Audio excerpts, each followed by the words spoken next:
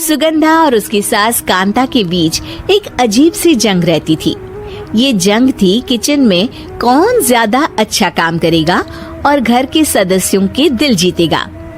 और उनकी इस जंग में हमेशा कुर्बान होते थे उनके दोनों पति। कैसे? आइए देखते हैं इस किचन पॉलिटिक्स की कहानी में। एक दिन किचन में, माँ जी आज मैं बना रही हूँ मेथी की सब्जी। इस खाने से घर वालों के पेट की सारी समस्या खत्म हो जाएगी। और मैं बना रही हूँ तड़के वाली छाछ, जिसे पीते ही गैस की समस्या कभी नहीं होगी। दोनों अपने अपने खाने को लेकर टेबल पर पहुँच जाती हैं। तभी सुगंधा के ससुर उसकी बनाई सब्जी की तारीफ कर देते हैं।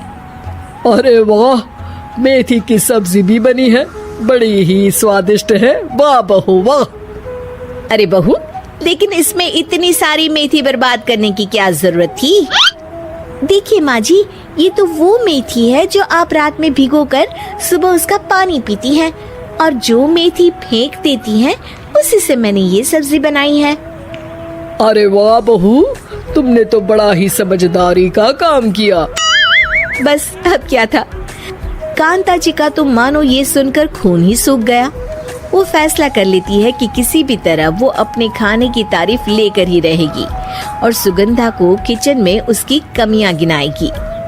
कांता फ्रिज खोलकर देख रही होती है और फिर सुगंधा से कहती है, अरे बहू ये क्या, पूरा फ्रिज गंदा पड़ा है। तभी वहाँ सुगंधा का पति आ जाता है। वो सुगंधा को डांट कर कहता है, सुगंधा, तुम्हें कितनी बार कह रखा है कि वायरस फैल रहा है, साफ सफाई का पूरा ख्याल रखना है, लेकिन तुम किचन में इतनी गंदगी रखोगी तो कैसे चलेगा। सुगंधा सास की तरफ देखती है जहाँ वो मुस्कुरा रही होती है। सुगंधा समझ जाती है कि सास ने उससे बदला लेने के लिए ये सब किया है। दोनों रात के खाने की तैयारी में लग जाती हैं। दोनों ना एक दूसरे की तरफ देखती हैं और ना ही एक दूसरे से बातें करती हैं।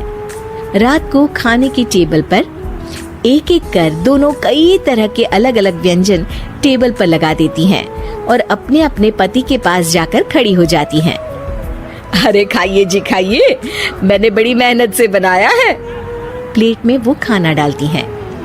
सुगंधा भी दोनों की प्लेट में खाना डालते हुए कहती है, बड़ी ही मेहनत लगी है इस खाने को बनाने में। हाँ, दोनों को ना चाहते हुए भी सारा खाना खाना पड़ता है।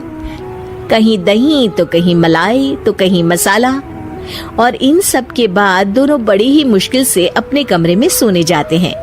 लेकिन अगली सुबह सुगंधा का पति चिल्ला रहा होता है, हाय रे हाय, मेरा तो पेट खराब हो गया। हाय माँ, बहुत दर्द हो रहा है। तो वहीं कांता के कमरे से भी कुछ ऐसी ही आवाज आने लगती है। हे भगवान, इस सास बहू की लड़ाई हमारी जान लेकर रहेगी।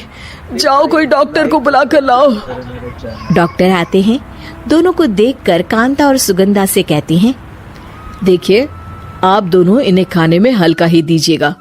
हो सके तो रात का खाना जल्दी खाया करे और वॉक किया करे। इतना कहकर डॉक्टर वहाँ से चले जाते हैं। जिसके बाद एक बार फिर से दोनों बहुएं किचन में जाती हैं और खाना बनाने में लग जाती हैं। रात में खाने के टेबल पर दोनों एक बार फिर से खाना लगाने लगती है। पापा जी, मैंने ये पतली मूंग की दाल की खिचड़ी के साथ ये पापड़ और पुदीने की चटनी भी बनाई है। अरे बहू, अभी अभी बेचारे पेट की बीमारी से गुजरे हैं। इतना भारी खाना तो डॉक्टर ने भी मना किया है ना।